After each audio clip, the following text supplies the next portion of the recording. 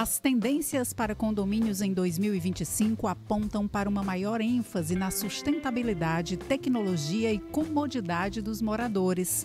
Os condomínios estão cada vez mais focados em reduzir o impacto ambiental, com a implementação de sistemas de energia renovável, coleta seletiva de lixo e uso eficiente de recursos hídricos. A tecnologia é uma ferramenta fundamental para melhorar a qualidade de vida dos moradores, com a implementação de sistemas de segurança inteligentes, portarias virtuais e aplicativos de gestão de condomínio. A automação e a inteligência artificial também estão presentes, permitindo uma maior eficiência e conforto para os moradores. O Entre Assuntos de hoje analisa as tendências condominiais de 2025.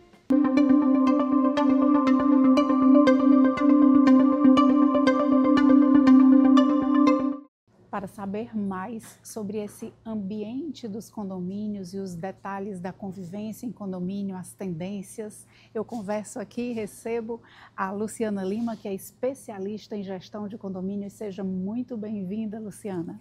Muitíssimo obrigada, é um prazer imenso estar aqui, principalmente falar sobre condomínios que estão sempre se renovando, muitas novidades, muitas tendências, e é um papo super prazeroso. Então vamos começar aí com tendências, né? Como é que está a tendência para esse 2025? Passou o carnaval, dizem que o ano começou. Então, quais são as tendências aí desse mercado de condomínios aí para esse 2025? Perfeito. Temos algumas, mas assim como a sociedade como um todo, a grande tendência de 2025 é a adoção das tecnologias dentro dos condomínios e na gestão do condomínio, né?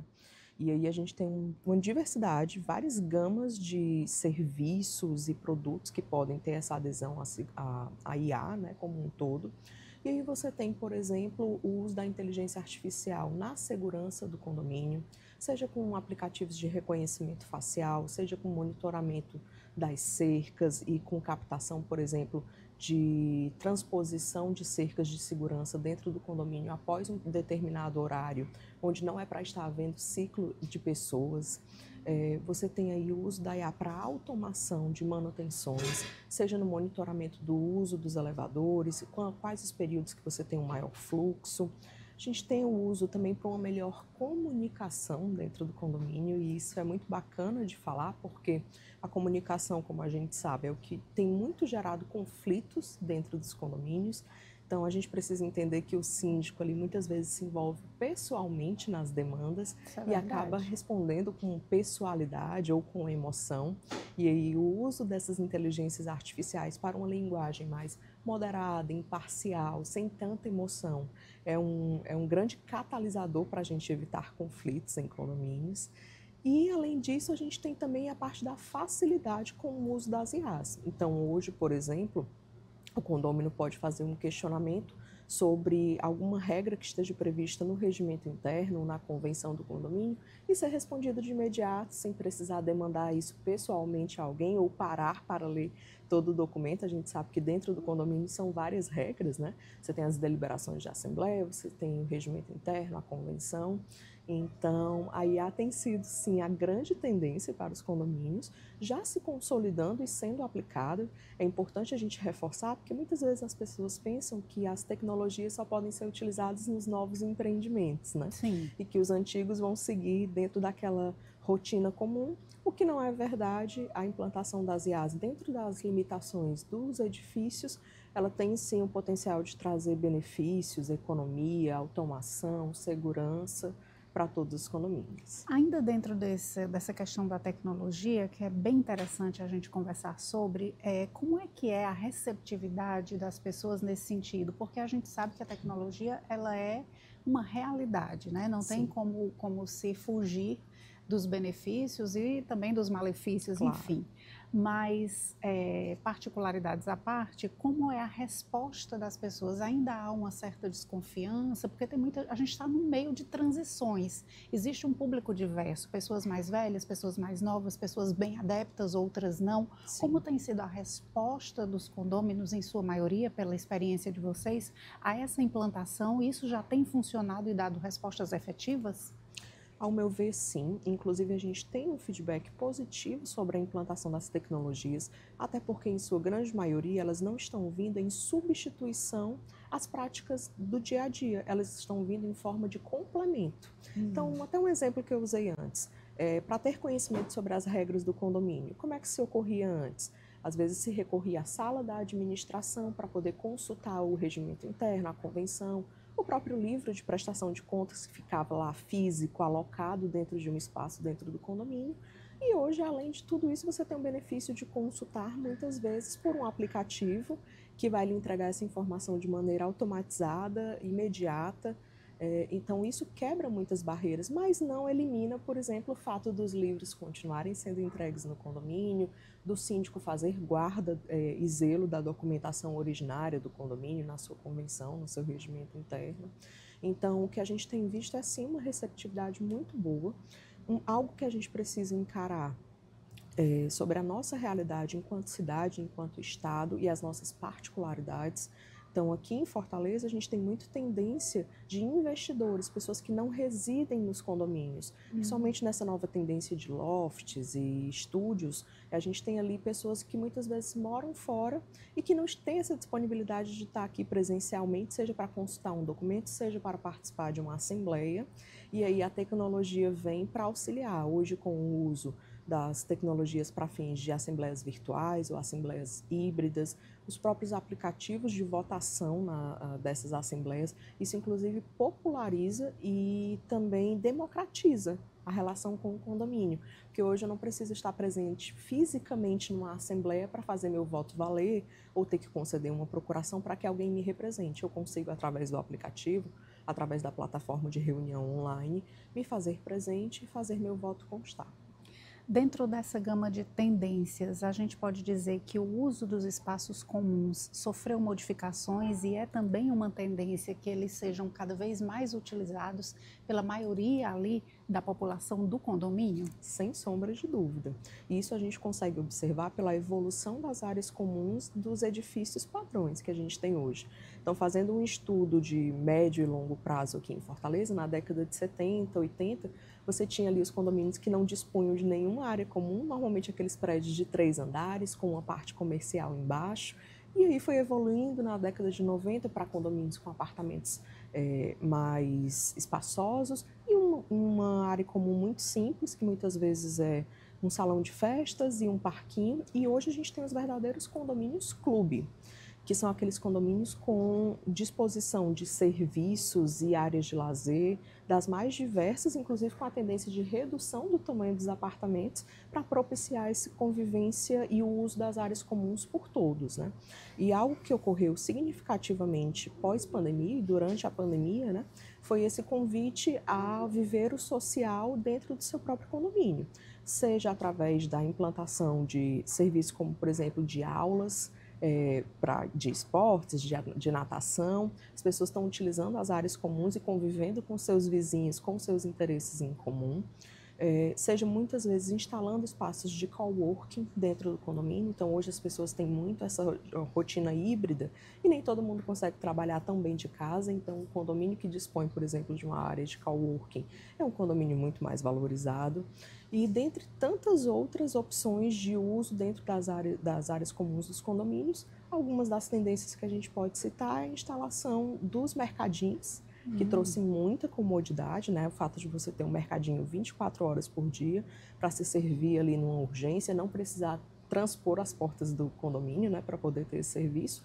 Isso já está evoluindo, inclusive, para a instalação de farmácias e outros serviços dentro do condomínio. A gente pode dizer, então, que a palavra é praticidade, né? Está muito associada à questão do estilo de vida, da tendência, das mudanças no estilo de vida das pessoas, e isso me traz um outro questionamento. Quais são os desafios, né, que esse novo modelo traz junto com ele? Por exemplo, um fluxo maior de pessoas transitando dentro do condomínio. Quais são os desafios que aí as administrações, os síndicos, né, as pessoas que lidam ali com o corpo desse condomínio, com a segurança, o que é que eles têm que estar atentos e de que forma vocês têm orientado para lidar com essa nova estrutura e esse novo modelo, para que as coisas funcionem de forma que aquele lar, porque é um lar de muita gente, mesmo as áreas comuns fazem parte do lar das pessoas, continuem sendo um local seguro, respeitado, que as regras ali funcionem. Os desafios são múltiplos. E aí, inclusive, quanto maior o condomínio, mais áreas comuns para gerir, mais pessoas que lá vivem, e aí surgem mais conflitos, obviamente. Então, uma demanda que é algo que não é tão falado, mas que é extremamente necessário para quem trabalha com o condomínio, conduz o condomínio, como é o caso dos síndicos, dos administradores, é trabalhar realmente a saúde emocional. Porque hoje o que a gente tem visto são conflitos, um escalonamento de conflitos dentro do condomínio, e aí infelizmente já ultrapassou uma fronteira da violência. A gente teve recentemente casos de agressão, até assassinato de subsíndico dentro do condomínio por uma questão de infiltração. Então, essa questão dos desafios passa pelo trabalho emocional de quem trabalha com essas pessoas, a própria gestão da comunicação. Quanto mais claro as regras estejam, mais fácil serão cumpridas. Então, antes a gente tinha muito aquela figura do síndico ser visto como um ditador, como uma pessoa que dita as regras dentro do condomínio. O síndico, ele não é dono, ele é um gestor da área comum, do bem comum, do patrimônio comum. Então, fazer com que as coisas sejam deliberadas em assembleia, de maneira clara, que os editais sejam enviados com pautas claras e as pessoas saibam que estão comparecendo ali para decidir o dia a dia e o futuro do condomínio. Isso é muito importante. Trazer as pessoas para perto. Então, quanto mais claro você é em comunicação com os condôminos, a tendência das pessoas aceitarem melhor as regras e cumpri-las. Algo também que precisa, e isso parte da profissionalização da gestão, e aí eu não estou falando necessariamente de um síndico profissional, mas de um síndico que vai se capacitando para exercer essa função, é também a aplicação e o cumprimento das regras. A gente tem que lembrar que a lei prevê que o síndico responde pelo condomínio, inclusive pelo cumprimento das regras internas. E muitas vezes, quando você não tem uma relação profissional, você tem uma tendência a flexibilizar uma situação para alguma pessoa que é o seu amigo, o seu vizinho, ou você não quer se indispor com alguém do seu condomínio, mas precisa ficar muito claro a responsabilidade do síndico em atuar como uma pessoa que zela e aplica as regras dentro dele, e isso envolve também a aplicação de advertências, de multas, de notificação, fazer se cumprir realmente a ordem existente no condomínio. Esse ambiente do condomínio, ele reflete muito a questão da própria sociedade hoje, né? Existe o papel do síndico e a forma como ele se porta diante daquele ambiente, mas existe também o papel de cada morador e o papel que você exerce enquanto cidadão. Sim. A responsabilidade de cada um perante aquele ambiente, perante o meu espaço, o meu direito, e quando ele termina e quando começa o seu. Então, eu acho que é uma reflexão que vale muito, porque isso a gente pensa às vezes que isso é uma questão de formação, é uma questão de educação, mas isso acaba interferindo numa convivência coletiva, isso acaba interferindo numa convivência junto com os demais e até se tornando casos que ultrapassam as fronteiras ali daquela moradia, chegam a casos de polícia, enfim, são situações bem complexas que vão na administração, ultrapassam essas barreiras. Então, é uma questão que se deve ter um olhar 360, digamos assim. Com toda certeza.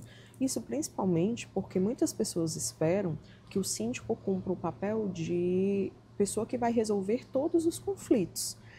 Cabe ressaltar que o síndico ele resolve os problemas da comunidade. Então, inclusive, o condomínio ele é um ambiente muito propício ao conflito, porque você tem ali problemas com barulho, com animais, sim, com vagas de garagem, com circulação em velocidade indevida dentro do condomínio, o próprio desrespeito a um funcionário, o uso indevido de funcionários para funções particulares, como muitas vezes fazer um serviço dentro do apartamento, carregar uma compra, que isso caracteriza desvio de função.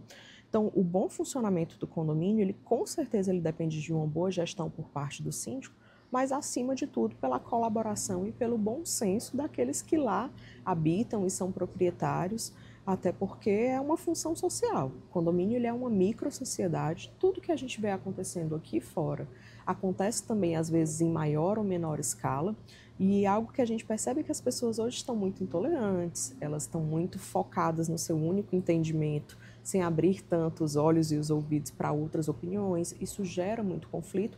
E quando esse conflito muitas vezes ocorre com o seu vizinho de porta, com alguém com quem você cruza no elevador todo dia ou frequenta as áreas comuns, a tendência é que haja um escalonamento desse tipo de conflito e a evolução para situações indesejadas, né, como violência e outras situações mais. Mas assim como na sociedade a gente não pode contar só com o bom senso das pessoas, Exato. Aí eu volto a tornar o assunto sobre a necessidade de aplicação das punições previstas, do estabelecimento do diálogo e inclusive medidas que a gente já viu serem utilizadas em condomínios e que são efetivas é a própria mediação de conflito.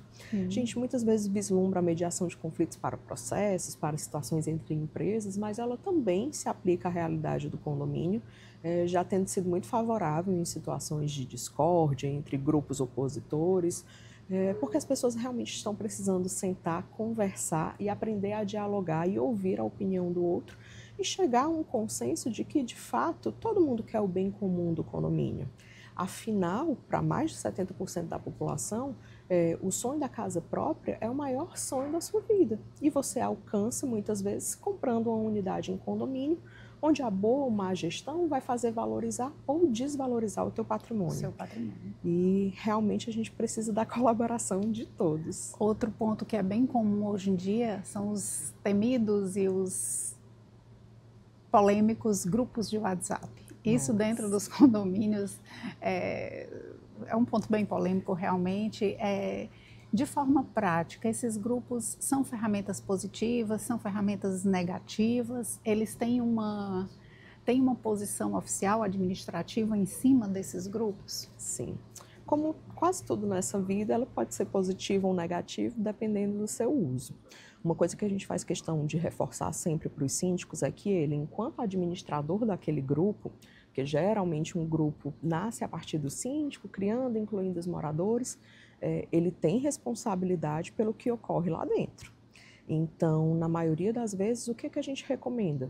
Que o condomínio tenha, sim, um grupo de WhatsApp, mas com aquelas mensagens restritas a apenas os administradores, de maneira que você possa enviar as comunicações oficiais do condomínio.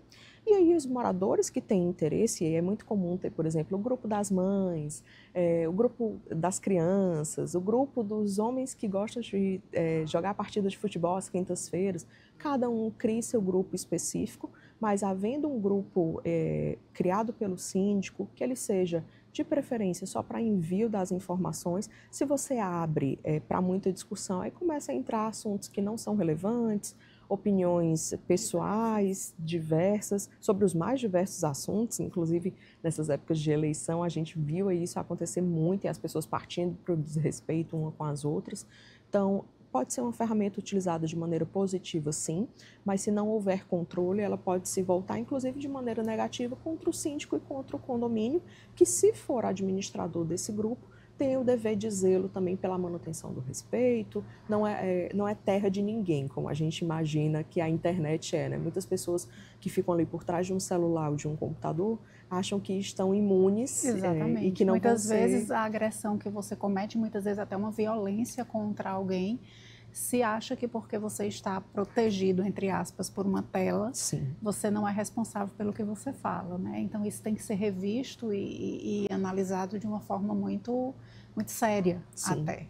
E o que a gente vê muito também são as pessoas querendo utilizar de plataformas como o WhatsApp para substituir formalidades. Então, assuntos relevantes do condomínio devem ser discutidos preferencialmente numa assembleia, onde é dado o direito à voz, onde é publicizado, onde é oficializado numa ata.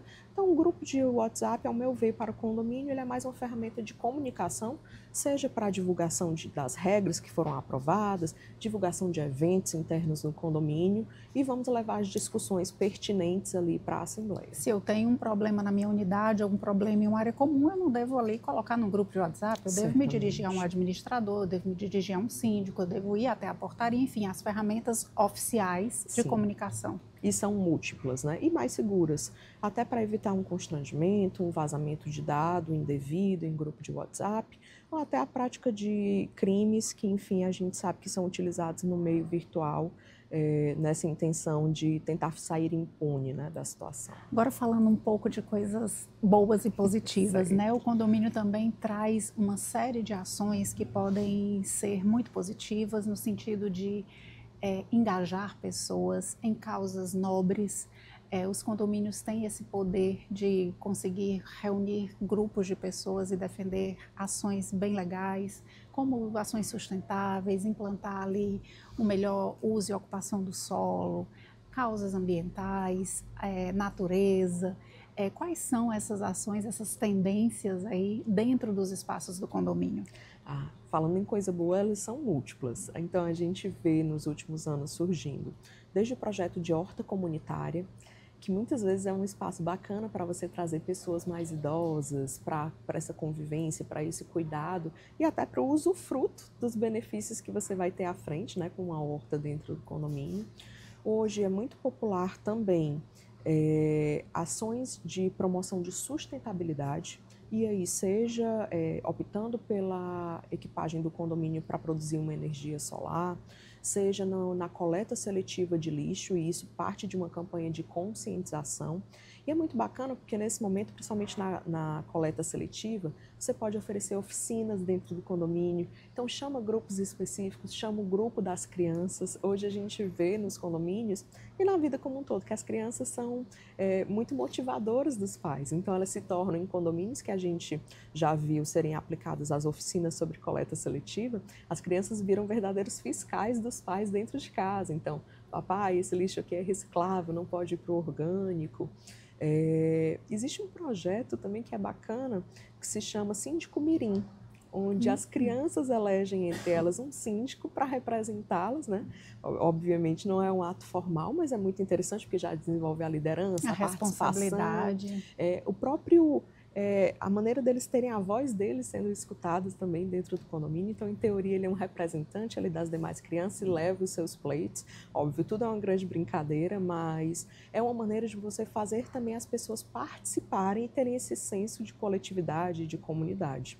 Algo que parece simplório, mas que tem um aspecto muito positivo no condomínio, é quando você se junta para fazer as festividades. Então, aqui, principalmente a nível de Nordeste, a gente tem as celebrações de São João dentro do condomínio, a própria confraternização de final de ano, Dia das Mães, celebração de carnaval. E hoje, como a gente tem condomínios muito volumosos, né, verdadeiros condomínios clube, com uma infraestrutura imensa, isso é muito propício para trazer as pessoas para a área comum, para confraternizar e usufruir dos benefícios que o condomínio oferece. Então, pode parecer simplório, mas o ato do síndico promover, o síndico ou outros moradores, óbvio, isso não é restrito só à figura do síndico, mas promover esses encontros, essas festividades internas ao condomínio, isso agrega muito valor. Isso faz com que as pessoas percebam valor no seu condomínio. E tem algo também que a gente gosta de destacar de maneira muito positiva, quando você consegue trazer também ações sociais para dentro do condomínio, e isso é totalmente possível. A exemplo, né, nós temos aí ao longo do mês de junho a campanha de conscientização do Dia do Doador Mundial de Sangue, né? E, por exemplo, hoje a gente tem instituições como o Hemócio, que se você houver um grupo de interessados, e você pode se organizar internamente dentro do próprio condomínio, dependendo da quantidade de pessoas, o Hemócio pode enviar um veículo para levar essas pessoas para a doação, e acima de um número específico, salvo engano, são mais de 100 pessoas intencionadas, eles podem mandar um ônibus para aquele condomínio para fazer a própria coleta de sangue dentro do condomínio. Então, muitas vezes, quando você tem um caso onde as pessoas se sensibilizam, né, elas se unem para promover uma excelente ação. E o condomínio as pessoas que moram em condomínio são um grupo muito favorável, porque já estão ali juntos, já estão ali próximos e podem se unir numa ação coletiva. Até em benefício também dos próprios moradores. Há muitas formas também de conseguir descontos, né? Fazer ações coletivas, conseguir preços melhores. Tem muita ação assim de vacinação, entrega de frutas e verduras, tem muitas facilidades, né, da vida moderna que podem se favorecer pela questão da convivência em grupo. Com certeza, principalmente para você fortalecer o mercado local, até o próprio mercado dentro do condomínio. Existem aí grupos que valorizam as pessoas que, enfim, produz bolo dentro do condomínio, vende um produto de maquiagem. Às vezes a gente vê sendo organizados feirinhas internas, e às vezes pega um dia por mês para os moradores que também são empreendedores, né, para poder oferecerem seus produtos, ter uma condição diferenciada, e isso envolve também toda a comunidade no entorno. Então, às vezes você tem promoções de desconto para os moradores, essa questão da própria vacinação, existem campanhas específicas que vão até o condomínio com um preço diferenciado, principalmente para a vacina da gripe e outras doenças que estão ocorrendo. Então, é você saber usar o poder do coletivo também para o positivo. E juntando os condôminos, formando assim uma força e um mercado realmente com grande potencial de consumo. E aí a gente vê tanto em casos de dedetização, internet, serviços onde você realmente consegue agregar mais com um grupo maior. Luciano, nós falamos de vários pontos da vida em condomínio, né? Sim. A gente pode dizer que qualquer pessoa pode morar em um condomínio ou existe alguma restrição? Porque, assim, é uma vida muito próxima, Sim. né? Onde a relação interpessoal, você não vive isoladamente, porque você divide espaços, áreas que você transita muito fortemente naquele espaço comum, até porque você precisa se deslocar e você precisa, de fato, viver de forma mais próxima com muita gente. Então, assim, morar em condomínio é para qualquer pessoa? Eu ouso dizer que não é para qualquer pessoa que não esteja disposta a se adaptar. Porque viver em comunidade como um todo, ainda mais num condomínio onde as fronteiras são tão curtas, exige um exercício de tolerância, de bom senso, de responsabilidade, de senso de coletivo. E não é à toa que a própria legislação, ela traz a previsão de um condômino que é considerado antissocial, que é aquela pessoa que, mesmo inserida num ambiente condominial, não consegue conviver em comunidade, seja por não conseguir respeitar as regras, seja por promover festas e barulho. Inclusive, existe hoje uma tendência na jurisprudência, ela não é ainda prevista em lei, mas da exclusão do condômino antissocial. Então, uma pessoa que reiteradamente não cumpre as regras do condomínio, que está ali eternamente desafiando, e óbvio, eu não estou falando daquela pessoa que deu 2 festas e fez um barulho a mais, eu estou falando daquela pessoa que realmente não está preparada para viver em comunidade, que se coloca em primeiro lugar e o direito dos demais não importa. E aí existem a previsão de aplicações de multa, de levar o caso para uma assembleia, então são tentados todos os tipos de sanção para que essa pessoa se enxergue como um ente do coletivo. Em não sendo possível, hoje já existe sim essa questão do ingresso da ação judicial para exclusão desse condômino antissocial. Óbvio, ele não perde a propriedade sobre o imóvel, porque isso é um direito dele, mas ele perde o direito de morar naquele condomínio. Então, existe um afastamento da pessoa que é considerada nociva à convivência e à vida comum dentro do condomínio. São casos pontuais, né, até porque precisam ser coisas muito sérias, mas existe e já vem sendo aplicado. Então, é bom se pensar realmente 2 vezes, 3 vezes, antes de se cometer, porque o que acontece hoje muito facilmente é se achar que eu posso tudo. Sim. Eu não posso tudo em lugar nenhum, não é só dentro do condomínio. E as pessoas acham que eu não posso ter determinado comportamento nas áreas comuns, mas dentro do meu apartamento, ou da minha casa, ou da minha sala, eu vou fazer o que quiser. Não, não é assim. Quando você decide viver em comunidade e ela é um condomínio, você adere às regras, aos direitos, aos deveres. Eu sempre costumo brincar que dentro da convenção do condomínio, que hoje é um dos documentos primordiais, o capítulo de deveres geralmente é bem maior do que o de direitos. E as pessoas só sabem alegar o seu próprio direito, mas geralmente tendem a esquecer os seus deveres, né? E isso, o atendimento a essas regras, a observação a essas regras é fundamental para que um condomínio seja saudável, salubre, seguro e que seja um condomínio sustentável por longo prazo, né? Afinal, ninguém compra um imóvel pensando que ele vai ter prazo de validade ou que você não vai conseguir habitar até durante o período que você desejar. ele precisa ser muito bem cuidado e isso passa pela relação entre as pessoas. Para a gente encerrar, eu queria fazer uma pergunta dupla. Claro. O que é que pode ser considerado um condomínio saudável e um condomínio de qualidade de vida? Tá. E de que forma eu, enquanto condômina, ou eu, enquanto gestora de um condomínio, não satisfeita com aquele ambiente, de forma prática, como eu posso agir para transformar o meu espaço em um local de qualidade de vida e seguro?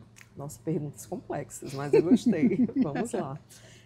O que é um condomínio salubre, seguro e sustentável? É um condomínio que está com as suas finanças em dias, onde você consegue ter uma arrecadação proporcional às despesas do condomínio. É um condomínio onde as manutenções preventivas elas são feitas em dia, porque a gente sabe que isso é um item que é muito vilipendiado e quando as pessoas não se atentam, o custo para isso é muito alto para fazer o reparo lá à frente, de maneira que muitas vezes o condomínio não fica sustentável para um morador diante de tantas taxas extras e aumentos recorrentes de taxa. E isso geralmente nasce lá no nascedouro do prédio de uma má gestão, de uma péssima organização interna. Um condomínio saudável, onde você tem a aplicação das regras a qualquer pessoa que realmente ouse infringi-las, onde você tem um ambiente harmônico e óbvio, apesar de depender das pessoas, onde é exercido lá dentro a própria prática democrática de levar decisões para uma assembleia, onde as pessoas têm uma gestão participativa, onde as pessoas são ouvidas e também podem atuar, porque, por exemplo, você não precisa ser síndico do condomínio. Você pode atuar, por exemplo, num conselho fiscal, onde você acompanha ali o cumprimento dos orçamentos, a verificação do bom uso do dinheiro do condomínio. Existem hoje, principalmente nesses condomínios mais volumosos, os grupos temáticos. Então, por exemplo, vamos trabalhar numa reforma da quadra. Geralmente pessoas ou que têm entendimento, às vezes você tem um engenheiro ali dentro do condomínio, você tem a pessoa interessada, elas compõem grupos temáticos para acompanhar as obras. É uma forma de você ajudar o síndico e também de transformar o teu condomínio de uma maneira saudável, né? De uma maneira a realmente contribuir com o coletivo. Existem tantas maneiras de você atuar frente a um condomínio. O seu comparecimento à assembleia já que parece básico, né? Mas hoje a gente sabe que para as assembleias nos condomínios, geralmente a gente só tem um índice de comparecimento de 20% a 30%. Então a omissão desses moradores é uma péssima prática. Normalmente são os que mais cobram. E normalmente são os que mais cobram. São aqueles que, quando recebem a ata, vêm questionar o que foi decidido, mas abriu mão de usar o seu direito de voto.